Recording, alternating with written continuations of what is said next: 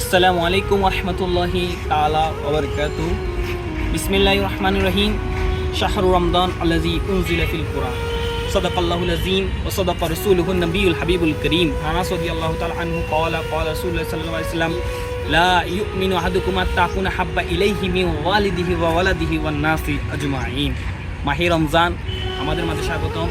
রহমতের মাস, মাগফিরাতের মাস, নাজাতের মাস। রব্বুল আলামিন হাকিমুল হাকিমিন এই মাহে রমজানের মধ্যে আমাদের উপরে কোরআন আল কারীম নাজিল করে এই মাহে রমজান আমাদেরকে দিয়ে আমাদের জীবনের গুনাহ মাফ করার একটি মাধ্যম আমাদেরকে দিয়েছেন। নবী করিম সাল্লাল্লাহু আলাইহি ওয়াসাল্লাম বলেছেন, ওই ব্যক্তি উপরে আল্লাহ পাকের লানত যে ব্যক্তি রমজান পেয়ে আপন গুনাহ মাফ করতে পারে নাই। আসুন, রমজান মানে আল্লাহ পাকের কাছে তওবা করা, আল্লাহর কাছে ক্ষমা প্রার্থনা করা। এত মাস এত বছর আমরা যে গুনাহ করেছি আল্লাহর কাছে, এই রমজান মাস পেয়ে আমরা যেন আমাদের গুনাহ মাফ করাতে পারি বা গুনাহগুলো ক্ষমা করাতে পারি, আল্লাহর কাছে প্রার্থনা করতে পারি। তার প্রথম মাধ্যম হচ্ছে ক্ষমা চাওয়ার মাধ্যমে। সেটি করতে হলে আমাদের অবশ্যই ক্ষমা যদি আল্লাহ পাকের কাছে চেতে হয় তাহলে আমাদেরকে তওবা করতে হবে। আজকে যে বিষয় নিয়ে আমরা কথা বলবো সেটা হচ্ছে তওবা। তওবা অর্থ কী, তওবার পারিভাষিক অর্থ কী, কীভাবে তওবা করতে পারি, এই বিষয় নিয়ে আল্লাহ পাক তৌফিক দিলে আপনাদের সামনে উপস্থাপনা করব। আসুন, তওবা সম্পর্কে আগে আমরা জেনে নিই। তওবা অর্থ হচ্ছে যে এমন একটি গুনাহ আল্লাহ পাকের এমন একটি গুনাহ আপনি করেছেন, সেই গুনাহ থেকে আপনারা ফিরে এসেছেন মানে প্রত্যাবর্তন করেছেন বা ফিরে এসেছেন। নিজের গুনার প্রতি আপনার ঘৃণা, আপনি বুঝতে পেরেছেন যে আপনি গুনাহ করেছেন, আপনি ওইটা বুঝে আপনি আবার গুনাহ থেকে ফিরে এসেছেন, ওইটি হচ্ছে তওবা। ইমাম নওয়াবী রাহমাতুল্লাহ আলাইহি তওবার কিছু প্রকারভেদ উল্লেখ করেছেন। যেমন ইমাম নওয়াবী তিনটি কথা বলেছেন। এক, পাপ হতে সম্পূর্ণভাবে বর্জন করতে হবে। গুনার প্রথম স্তর হচ্ছে 1 নম্বর, পাপ সম্পূর্ণ বর্জন করতে হবে। আপনি যে গুনাহ করতেছেন এগুলো সম্পূর্ণভাবে বর্জন করা, ফেলে দেওয়া বা না করা, একদমভাবে বর্জন করা হচ্ছে প্রথম তওবার স্তর। 2 নম্বর, পাপে লিপ্ত হওয়ার জন্য অনুতপ্ত ও লজ্জিত হতে হবে। এই তওবার মূল অংশ হচ্ছে এটা। আপনি যে গুনার মধ্যে আছেন এটার জন্য আপনাকে লজ্জিত হতে হবে। আপনার লজ্জা আসতে হবে যে আমি এই গুনাহটা করেছি, এবং আপনি যে পাপ করেছেন এটা আপনাকে স্বীকার করতে হবে, অনুতপ্ত হতে হবে।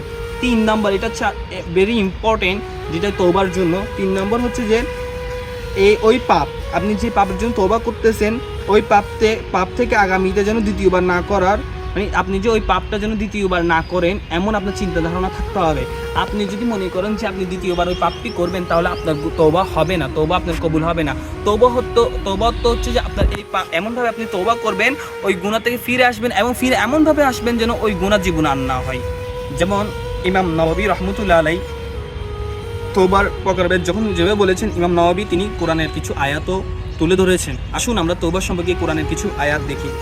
যেমন সূরা নূরের 31 নম্বর আয়াতে পাকের মধ্যে মহান আল্লাহ তাআলা বলেন, হে ঈমানদারগণ, তোমরা সকলেই আল্লাহর কাছে তওবা করো যাতে তোমরা সফলকাম হতে পারো। অর্থ, কেউ যদি জীবনে সাকসেস হতে চায় বা আল্লাহর কাছে সফলতা অর্জন করতে চায় সেই জন্য তওবা করে। আপনি গুনাহ করলেও তওবা করতে পারেন, গুনাহ না করলেও তওবা করতে পারেন, কারণ আমরা জানি না আমাদের ইচ্ছাই হোক অনিচ্ছাই হোক আমাদের ভুল হয়, তার জন্য আমরা আল্লাহর কাছে তওবা করব। সূরা হুদের 3 নম্বর আয়াতে আল্লাহ বলেন, তোমরা নিজেদের প্রতিপালকের নিকট পাপের জন্য ক্ষমা প্রার্থনা করো, অতঃপর তার কাছে তওবা প্রার্থনা করো। সূরা হুদ 3 নম্বর আয়াত। এখানে আপনি একটা জিনিস আপনার বোঝার বিষয় আছে, এখানে আপনি তওবা দুনিয়ার কোনো মানুষের কাছে করতেছেন না, একমাত্র মহান আল্লাহ তাআলার দরবারে আপনি তওবা করতেছেন। এটা আপনার কোনো দুনিয়া রিয়াযুক্ত না। আপনি আল্লাহর কাছে ক্ষমা প্রার্থনা করতেছেন, নিশ্চয়ই আল্লাহ আপনাকে ক্ষমা করবে, বেশি ঈমান আপনার থেকে থাকতেই হবে। গুনাহ করতে হবে যে আপনি গুনাহ করলেই আপনি তওবা করবেন এমন নয়। হয়তো আপনি নামাজ পড়তেছেন, নামাজের পর আপনি আল্লাহর কাছে তওবা, 2 চোখের পানি ছেড়ে আল্লাহর কাছে তওবা করতে পারেন। রাসূল আকরাম সাল্লাল্লাহু আলাইহি ওয়াসাল্লাম বলেছেন, তোমরা যখন আল্লাহর কাছে তওবা করো, তোমাদের চোখ দিয়ে যখন আল্লাহর কাছে মুনাজাতে যখন তোমাদের পানি ঝরে, এই পানি তোমার কিয়ামতের ময়দানে জাহান্নামের আগুনকে তোমার জন্য নিভিয়ে দেওয়ার জন্য যথেষ্ট হবে। আসুন, সূরা তাহরিমের 8 নম্বর আয়াতের মধ্যে আল্লাহ বলেন, বিসমিল্লাহির রহমানির রহিম, ইয়া আইয়ুহাল্লাযীনা আমানু তুবু ইলা তাওবাতুন নাসুহা। এই আয়াতটি অনেক উলামায়ে কেরাম এখানে সহমত করেছেন, বা অনেক উলামায়ে কেরাম এই আয়াতের উপর তাফসীর করেছেন, বলেছেন, হে ঈমানদারগণ, তোমরা আল্লাহর নিকট তওবা করো বিশুদ্ধ তওবা। এখানে আপনার যে বিশুদ্ধ তওবা বলেছে, এখানে বিশুদ্ধ তওবা বলতে আপনাকে বুঝিয়েছে যে প্রথম আমি 3টা ধাপ বলেছি, ওই 3টা ধাপের মধ্যে এই বিশুদ্ধ তওবা বলতে আপনাকে বুঝিয়েছে এমনভাবে তওবা করতে হবে যে এই ভুলটা যেন আবার না হয়। আপনার থেকে ফিরে আসতে হবে। মাহে রমজান এসেছে, আপনি 5 ওয়াক্ত নামাজ ধরেছেন, আপনি মাহে রমজান আপনার থেকে চলে গেছে, তাই বিদে কি আপনি যদি আবার নামাজ ছেড়ে দেন, এটা আপনার তওবা হয় না। আপনার তওবা হতে হবে এইভাবে, মাহে রমজান এসেছে, আমি আল্লাহর কাছে তওবা করেছি, মাহে রমজানে 5 ওয়াক্ত নামাজ পড়েছি, তাহাজ্জুদের নামাজ পড়তেছি, মাহে রমজানের পরে বাকি 11টা মাস আমি আল্লাহর কাছে নামাজ পড়বো, তাহাজ্জুদের নামাজ পড়বো, আপনার তওবা হতে হবে এমনভাবে। আসুন আমরা হাদিসে পাকের মধ্যে কি বলতেছে, যেমন কি আপনারা এতক্ষণ ধরে কোরআনের আয়াতে পাকের মধ্যে আল্লাহ তওবা সম্পর্কে অনেক কিছু জেনেছেন। আসুন ইমাম নওয়াবী তার কিতাবের মধ্যে একটি হাদিসে পাক নোট করেছেন, সেই হাদিসটা আমরা একটু শুনে নিই। আল্লাহ রসুল সাল্লাল্লাহু আলাইহি ওয়াসাল্লামের খাদেম রসুল হযরত আনাস বিন মালিক রাদিয়াল্লাহু আনহু ইসলামে 10 বছর খিদমত করেছেন। ওই আনাস রাদিয়াল্লাহু তাআলা আনহু তিনি বলেন আল্লাহ রসুল সাল্লাল্লাহু আলাইহি ওয়াসাল্লাম বলেছেন, আল্লাহ তাআলা স্বীয় বান্দা তওবা করার জন্য ওই ব্যক্তির অপেক্ষা বেশি আনন্দিত হয় যে তার উট জঙ্গলে হারিয়ে ফেলার পরে পুনরায় ফিরে পায়। সুবহানাল্লাহ। এখানে আনাস রাদিয়াল্লাহু তাআলা আনহু তিনি বুঝাতে চেয়েছে, কোনো ব্যক্তি যে তওবা করতেছে সে তো আনন্দিত হচ্ছে, কিন্তু সবচেয়ে বেশি আনন্দিত মহান আল্লাহ তাআলা। আল্লাহ তাআলা এমনভাবে আনন্দিত হয়, যদি কোনো ব্যক্তির একটি উট জঙ্গলের মধ্যে হারিয়ে যায়, ওই ব্যক্তি যে উটটি যে ফিরে পায়, সে ওই ব্যক্তি যেভাবে আনন্দ পাবে, যে ওই ব্যক্তি যেভাবে খুশি হবে, আল্লাহ পাক তার চেয়েও বেশি খুশি হয়। এই হাদিসটি সহিহ বুখারীর 6309 নম্বর এবং মুসলিমে 2747 নম্বরে আমরা কোরআন আল কারীম এবং হাদিসে পাকের মাধ্যমে আমরা তওবার গুরুত্ব মর্যাদা সম্পর্কে জেনেছি। তওবা করে আল্লাহর পাকের প্রিয় হওয়া যায়, তওবা করলে আল্লাহ তাআলার পছন্দ মুমিন হওয়া যায়। আসুন একটি ঘটনা বলি, এই ঘটনার মাধ্যমে আমরা তওবার মাধ্যমে যে আল্লাহ পাকের প্রিয় হওয়া যায় সেটি আমরা বুঝতে পারবো। আসুন আমরা হাদিসে পাকটি বলি, এটি রাওয়াল মুসলিম শরীফে এসেছে। আবু নুজাইদ ইমরান ইবনে হুসাইন খুজাই রাদিয়াল্লাহু তাআলা আনহু থেকে বর্ণিত, জুহাইনা গোত্রের এক নারী আল্লাহ রাসূল সাল্লাল্লাহু আলাইহি ওয়াসাল্লামের খেদমতে হাজির হলো।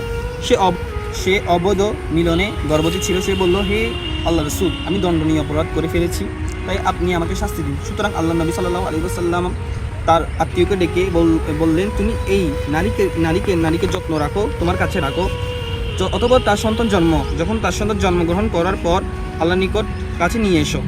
ওই আত্মীয় তেমনই করলো। যখন ওই নারীর সন্তান জন্মগ্রহণ করলো, ওই আত্মীয়টি কী করলো, রাসূল সাল্লাল্লাহু আলাইহি ওয়াসাল্লামের দরবারে নিয়ে আসলো নারীকে। এখানে একটি কথা বুঝতে হবে, আল্লাহ নবীকে ইনসাফকারী, আল্লাহ নবী এমন একজন রহমতুল লিল আলামিন দয়ালু ছিল। আল্লাহ নবী ওই ব্যক্তির বা ওই মহিলার পেটের মধ্যে যে একজন নবজাতক শিশু রয়েছে, আল্লাহ নবী ওই নবজাতক শিশুর কত চিন্তা করেছেন দেখুন। অথবা জন্মগ্রহণ করার পরে যখন ওই আত্মীয়টি রাসূল সাল্লাল্লাহু আলাইহি ওয়াসাল্লাম দরবারে নিয়ে এসেছিল, সুতরাং সে তাই করলো।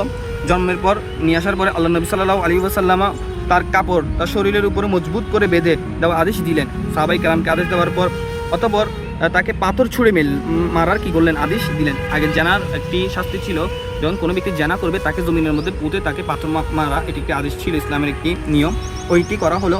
অতঃপর তিনি তার জানাজা নামাজ পড়লেন। ওমর রাদিয়াল্লাহু তাআলা আনহু ওই নারীকে ওমর রাদিয়াল্লাহু তাআলা আনহু তাকে বললেন, হে আল্লাহর রাসূল, আপনি এই মেয়ের জানাজার নামাজ পড়লেন, অথচ এতে বেবিচারকারী, এত বেবিচার করেছিল। তিনি বললেন, ওমর, তুমি জানো না এই স্ত্রী লোকটি এমন বিশুদ্ধ তওবা করেছে, যদি মদিনা 70টি লোকের মধ্যে বন্টন করা হতো তাদের জন্য যথেষ্ট হতো। দেখুন এখানে যে কথা বলা হয়েছে, এই মহিলাটি জানা করেছে, এই মহিলাটি বেবিচার করেছে, এই মহিলা আল্লাহর কাছে এমনভাবে তওবা করেছে, নবী করিম সাল্লাল্লাহু আলাইহি ওয়াসাল্লাম নিজেই বলতেছে, যদি মদিনা 70 জন লোকের মধ্যেও বন্টন করা হয়, আল্লাহ পাক তাদেরকেও ক্ষমা করে দেবে। সুবহানাল্লাহ। এইটা হচ্ছে তওবার গুরুত্ব। তওবার মাধ্যমে আল্লাহর কাছে প্রিয় হওয়া যায়। আমরা জানি না, আমরা আমাদের চামড়া বা চমড়ার চোখে দেখতেছি যে একজন মানুষ গুনাহগার, সে নামাজ পড়তেছেন, আমরা তাকে বলতেছি সেই গুনাহগার, জাহান্নামী, ভুল। সে এমনভাবে আল্লাহর কাছে তওবা করতে পারে যে সে আল্লাহর বান্দা, প্রিয় বান্দা হয়ে গিয়েছে। তাই আমরা প্রত্যেকে চেষ্টা করবো গোপনে, প্রকাশ্য তওবা করা না, গোপনে আল্লাহর কাছে 2 চোখের পানি দিয়ে আল্লাহর কাছে তওবা করো এবং আল্লাহর কাছে প্রিয় হওয়ার চেষ্টা করব। কোরআন এবং হাদিসের মাধ্যমে আল্লাহ পাকের আদেশ নিষেধ মেনে চলার চেষ্টা করব এবং নামাজের মাধ্যমে জীবনকে পরিচালনা করার চেষ্টা করব। আসসালামু আলাইকুম ওয়া রাহমাতুল্লাহি তাআলা ওয়া বারাকাতুহু।